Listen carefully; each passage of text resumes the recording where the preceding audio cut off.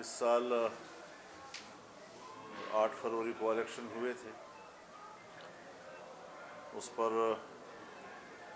جمعیت علماء اسلام کا موقف بڑی وضاحت کے ساتھ سامنے آ گیا تھا کہ ہم نے ملک بھر میں اس الیکشن کے نتائج کو مسترد کر دیا تھا، اور جو موقف ہم نے اختیار کیا تھا وقت کے ساتھ ساتھ جو شواہد سامنے آ رہے ہیں وہ ہمارے موقف کی تصدیق کر رہے ہیں۔ پاکستان کی تاریخ میں ہمارا یہ خیال تھا کہ 2018 میں سب سے بڑی دھاندلی ہوئی ہے، لیکن 2024 نے تو اس کا بھی ریکارڈ توڑ دیا۔ اس حوالے سے جمعیت علماء اسلام کی مرکزی مجلس عاملہ نے ہر چند کے پارلیمنٹ میں جانے اور تحفظات کے ساتھ جانے کا فیصلہ کیا، لیکن اس صورتحال سے چاروں صوبوں میں جا کر صوبائی جو ہمارے جنرل کونسلز ہیں، مجالس عمومی ہیں، ان کو اعتماد میں لینا۔ چنانچہ ہمارا پہلا اجلاس صوبہ خیبر پختونخوا میں ہوا، اور ابھی دوسرا اجلاس ہے یہاں کراچی میں ہو رہا ہے، اس کے بعد پھر پنجاب میں جائیں گے۔ بلوچستان میں بہت سخت سردی ہے، مختلف اطراف سے لوگوں کے جمع ہونے میں دقتیں آ رہی ہیں، تو اس کو فی الحال مؤخر کیا ہے۔ لیکن یہ ایک حقیقت ہے کہ جمہوریت اپنا مقدمہ ہار رہا ہے اور پارلیمنٹ اپنی اہمیت کھو رہی ہے۔ اس صورتحال میں اب کیا کیا جائے؟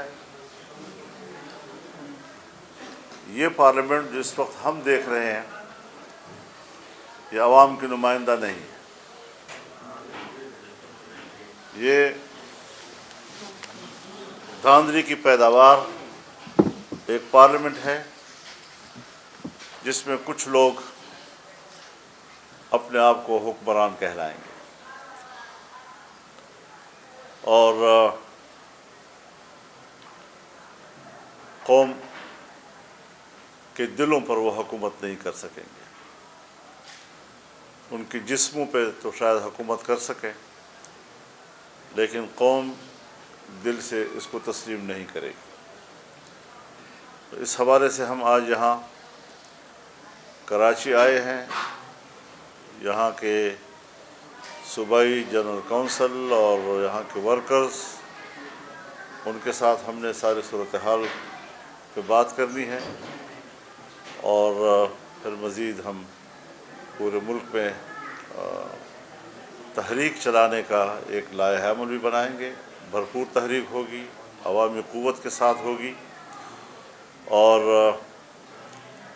وہ ملک کی سیاست کو تبدیل کرے گی، اس کا کایا پلٹے گی۔ حالات اس طرح نہیں رہیں گے جس طرح کے ہم پہ مسلط کیے جا رہے ہیں۔ یہ حالات ہم نہ تسلیم کرتے ہیں، نہ اس کو ہم قبول کرتے ہیں۔ اس کے خلاف بھرپور عوامی رد عمل آئے گا، لیکن ہم اس کو منظم طریقے سے آگے بڑھانا چاہیں گے۔ مزید اگر آپ حضرات کا کوئی سوال ہو تو بسم اللہ۔ صاحب یہ بتائیے کہ نواز شریف سے کیا شکوے، کیا شکایات آپ نے کی، اور زرداری صاحب کہتے ہیں کہ آپ کو منا لیں گے، کیا آپ کو منا لینے میں کامیاب ہوں گے، دوبارہ آپ کو شامل ہوں گے؟ دیکھیے، ہمارا کوئی ذاتی جھگڑے کسی کے ساتھ نہیں ہے کہ وہ ہمیں منا لیں گے۔ مسئلہ قوم کا ہے، مسئلہ عوام کا ہے۔ انہوں نے اقتدار کی کرسی کو شاید اپنی جاگیر سمجھ لیا ہے۔ وہ سمجھتے ہیں ہم پوری اسمبلی جو ہے وہ پیسے کی طاقت پر خرید لیتے ہیں۔ چنانچہ سندھ اسمبلی خریدی گئی ہے، بلوچستان اسمبلی خریدی گئی ہے اور مختلف صوبوں میں انہوں نے جو پیسہ انویسٹ کیا ہے، پیسے کی بنیاد پر اگر ملک کی حکومت چلنی ہے اور اسمبلیاں خریدنی ہیں تو پھر ظاہر ہے کہ ہم تو فارغ ہیں۔ مولانا صاحب، پی ٹی آئی کہہ رہی ہے کہ ملک کی بڑا گرینڈ الائنس بنانے جا رہے ہیں سندھ میں، جیسا کہ 4 جماعتی اتحاد ہے، جو بی جے اے اور جے یو آئی، تمام جماعتیں جو الیکشن میں دھاندلیوں کے خلاف متحرک ہے۔ کل رات آپ کی ڈی ڈی اے کے رہنماؤں سے ملاقات ہوئی ہے، کیا سندھ میں اس جو احتجاج جاری ہے اس کو مزید وسیع تر بنایا جائے گا، اور گرینڈ الائنس جو بننے جا رہا ہے اس کے حوالے سے؟ دیکھیے، ابھی تک کسی گرینڈ الائنس کا کوئی اس وقت باضابطہ تجویز نہیں ہے۔ رات کو بھی ہمارے ایک دوست نے گھر کے کھانے پہ سب کو بلایا تھا، ملاقات ہوئی سب کے ساتھ، بڑی اچھی ملاقات رہی۔ تو یہ ملاقاتیں ہونی چاہیے، اس میں مذاکرہ ہوتا ہے، اس میں ڈیبیٹس ہوتی ہیں، حالات کو سمجھا جاتا ہے، اور یہ ہمیں اندازہ لگانا ضروری ہے کہ ہم آئین و قانون کے حدود میں رہتے ہوئے اپنا حق اظہار رائے استعمال کریں۔ اور اس وقت نوجوان نسل میں بہت زیادہ شدت آ رہی ہے، اور ملک کے اندر ایک نظریہ تو نہیں ہے، بہت سے لوگ اپنے نظریوں کے حامل ہیں۔ کچھ لوگ ویسے ہی اسمبلیوں سے مایوس ہیں، ایک زمانہ ہو گیا کہ مایوس ہیں، مزید ان کو اسمبلیوں اور جمہوریت سے مایوس کیا جا رہا ہے۔ ایک طبقہ وہ بھی ہے جو بالکل جمہوریت کو کفر سمجھتا ہے۔ ہم نے اس ماحول میں جمہوریت کے ساتھ کھڑے ہونے کا فیصلہ کیا۔ ہم نے آئین اور قانون کی روشنی میں جمہوریت کی تشریح کی اور لوگوں کو اس کی طرف آمادہ کیا۔ یہ ساری قربانیوں کے باوجود کون ہے جو ہمارے اس حق پہ ڈاکہ ڈالتا ہے؟ ہم کوئی ڈاکہ تسلیم نہیں کرتے۔ ہم ڈاکہ ڈالنے کو مجرم سمجھتے ہیں، لاکھ دفعہ وہ اسٹیبلشمنٹ ہو، لاکھ دفعہ وہ فوج ہو، لاکھ دفعہ وہ مسلح قوت ہو، لیکن جبر کو جبر کہا جائے گا، اس کو کبھی عدل تسلیم نہیں کیا جا سکتا۔ حضرت یہ بتانے یہ کہا نہیں جا رہا ہے کہ جس طرح سے پہلے عام لوگ بھی یہ کہتے ہیں کہ زرداری صاحب سے بھی آپ کی دوستی، میاں صاحب سے بھی آپ کی دوستی رہی ہے اور اب بھی ہے، تو اس وقت ایسے کون سی وہ چیز سامنے آئی کہ آپ اتنے ان سے دور ہوئے؟ دوسری یہ کہ کس کو سمجھتے ہیں کہ اسمبلیاں خریدنے کا آپ کن کو کہہ رہے ہیں، اور اصل ذمہ دار کون ہیں جنہوں نے یہ سب کچھ کیا ہے؟ میں بڑی وضاحت کے ساتھ عرض کر دینا چاہتا ہوں جی کہ پیپلز پارٹی کو اور مسلم لیگ نون کو تقریباً وہی مینڈیٹ ملا ہے 2018 میں ملا تھا۔ پھر اس وقت دھاندلی کیوں تھی اور آج دھاندلی کیوں نہیں ہے؟ پی ٹی آئی کو وہی تقریباً مینڈیٹ ملا ہے جو 2018 میں ملا تھا۔ اس وقت دھاندلی نہیں تھی، آج دھاندلی کیوں ہے؟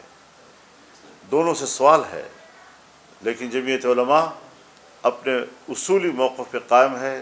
دھاندلی 18 میں ہوئی ہے تب بھی دھاندلی ہے، دھاندلی 2024 میں ہوئی ہے تب بھی دھاندلی ہے۔ جہاں تک پارٹیوں کا تعلق ہے، ضرور سب دوست تشریف لائے ہیں، ان کے اکابرین تشریف لائے ہیں، ہم نے ان کو احترام دیا ہے۔ احترام کا رشتہ تو پہلے بھی رہا ہے، آئندہ بھی رہے گا۔ پی ٹی آئی کے وفود بھی آئے ہیں، ایک سے زیادہ مرتبہ وہ تشریف لائے ہیں، ہم نے ان کو بھی احترام دیا ہے، عزت دی ہے۔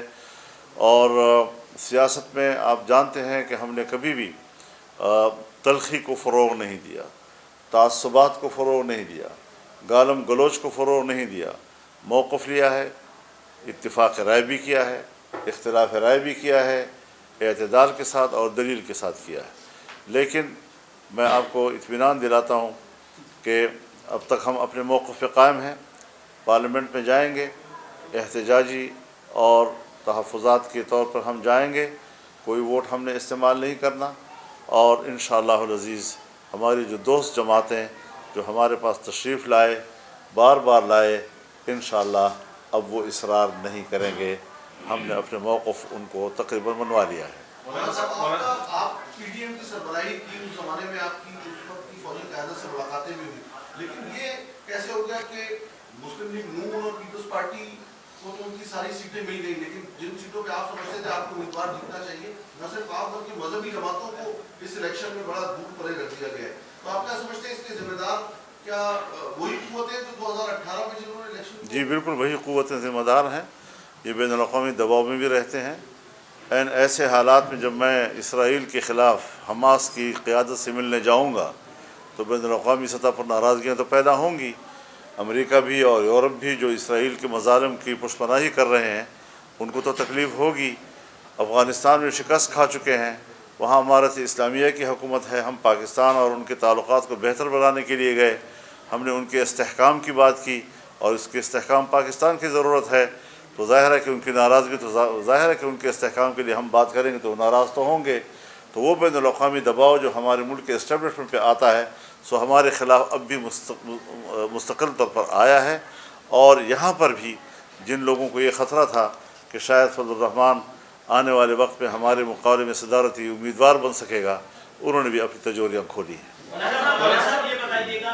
यहाँ से ले लीजिए, देखिए यहाँ से 3 हो गए, यहाँ से ले लें फिर इधर। वज़ीर आज़म के लिए आपने अपने राय या वोट जो है वो इस्तेमाल नहीं किया, सदर के उम्मीदवार के लिए भी यही फैसले पे कायम है या वोट इस्तेमाल करेंगे? इसी फैसले पे कायम है।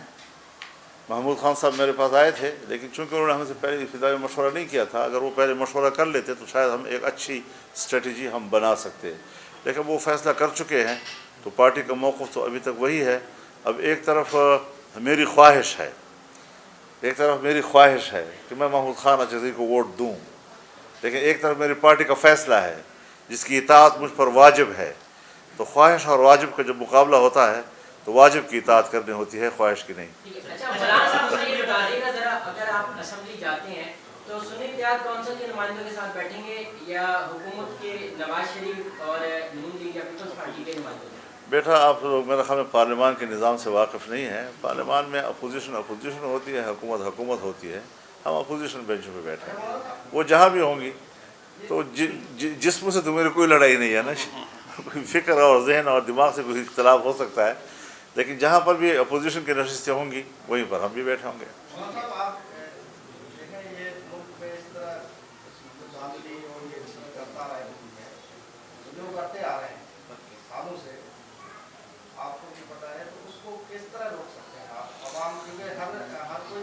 हज़रत उसके लिए दो चीज़ें ज़रूरी हैं, एक अवामी बेदारी और एक सियासतदानों के कमिटमेंट। ये गलत बात है, अगर मैं हूँ तब मैं भी गलत हूँ, अगर कोई और है तो वो भी गलत है कि हम जमहूरियत की बात भी करते हैं, हम आमिरों के ख़िलाफ़ आवाज़ भी बुलंद करते हैं, जेलों में भी जाते हैं, कारकुनों को भी पिटवाते हैं, अवाम पर भी तकलीफ़ें गुजारते हैं, लेकिन जब इक़्तिदार का मरहला आता है तो हम फिर उन्हीं क़ुव्वतों से इक़्तिदार की भीख मांगते हैं। ये रवैया जब तक रहेगा सियासतदानों का, पाकिस्तान में जमहूरियत नहीं आ सकेगी, हमेशा उनकी ख्वाहिश की हुकूमतें बनती रहेंगी। लिहाजा सियासतदानों को पहले अपनी कमिटमेंट ठीक करनी चाहिए कि वो जब एक जमहूरियत पर यकीन रख लें तो फिर वो जमहूरियत ही के लिए बात करें, फिर वो ये सौदेबाजियाँ ना करें, न पैसों का सहारा लें, न आमिराना क़ुव्वतों का सहारा लें। आपने जिक्र किया हुकूमत की, तो मुद्दत का आपने तखमीना अंदाजा लगाया है कि साल 1 साल चलेगी। जरदारी साहब जो वो कितना अर्सा उनका इक़्तिदार बतौर सदर रहेगा? दूसरा एक एक्सट्रीम पोजीशन इमरान खान और पीटीआई से मुताबिक थी कि वो एक यहूदियों के एजेंट हैं। आपको क्यों इतना वो जल्दी अपनी एक्सट्रीम पोजीशन वापस लेकर पीटीआई के साथ हाथ मिलाना पड़ गया? नहीं, वो तो मेरे ख्याल में बार बार इस बात की तकरार की ज़रूरत नहीं है ना। आप एक सवाल बार बार करें, मैं जहाँ भी प्रेस में जाता हूँ एक ही सवाल, फिर उसका एक ही जवाब, एक ही सवाल फिर एक ही जवाब। देखिए, सब चीज़ें वक्त के साथ साथ ही तहलील होंगी। मौक़िफ़ जो हमने उठाया था वो अब भी है, और इसको हमने अगर तहलील करना है तो उस पर हम एक माहौल तो अब बना सकते हैं कि ऐसे माहौल में जब हम बातचीत कर सकें, जो हमारे तहफ़्फ़ुज़ात हैं वो कैसे दूर करेंगे उसको, जब दूर होंगे तो फिर तो ज़ाहिर है जी कि वो भी पाकिस्तानी हैं, हम भी पाकिस्तानी हैं, लेकिन उसके लिए एक माहौल तो चाहिए। अब जब तक हम इख्तिलाफ़ करेंगे तो ज़ाहिर है जी कि मीडिया का पेट तो भर सकेगा, उससे आपके काम तो चलता रहेगा, लेकिन ये है कि इससे मुल्क को तो कुछ नहीं मिलता जी। लड़ाई रहेगी और लड़ाई रहेगी, तो पूरी दुनिया में हमने अपने मौक़ों को तारुफ़ कराया है, एहतजाज रिकॉर्ड करवाया है, वो अभी तक बरकरार है। और अगर एक माहौल बनता है कि जिस माहौल में हम बैठ कर उन इख्तिलाफ़ को दूर कर सकते हैं, تو ہم اس کو خیر مقدم کریں۔ اچھا یہ بتائیے گا کہ آپ نے 2 اسمبلی کا سندھ اسمبلی اور بلوچستان اسمبلی خریدی گئی ہے، کے پی کے میں کیا بالکل ٹھیک الیکشن نہیں، وہاں بھی الیکشن بالکل ہمیں چاروں صوبوں کے الیکشن پہ اعتراض ہے۔ ہم ایسا نہیں ہے کہ خدا نخواستہ کے پی میں الیکشن ہوا ہے تو ہم اس پہ مطمئن ہیں، وہاں بھی مطمئن نہیں ہیں، اور اسٹیبلشمنٹ نے کچھ اپنی ہی تقسیم کی ہے، کسی کو ایک جگہ، کسی کو دوسری جگہ، کسی کو تیسری جگہ، سب کو ایڈجسٹ کرنے کی کوشش کی ہے، لیکن جمعیت علماء کا معاملہ مختلف ہے۔ وہ بین الاقوامی جو ہمارا ایک ورلڈ وائڈ ایک گیم ہوتی ہے، اور جو ڈیپ پالیٹکس ہوتی ہے اس کا حصہ ہے، اور وہاں سے جو چیزیں ہلتی ہیں یہاں پر وہ اس کے حرکتیں جو ہیں پھر نظر آتی ہیں، تو ہم اس کو فیس کر رہے ہیں، اور انشاءاللہ ہم نظریاتی طور پر فیس کریں گے۔ پاکستان کے عوام کے دلوں میں امریکہ محبت پیدا نہیں کر سکتا۔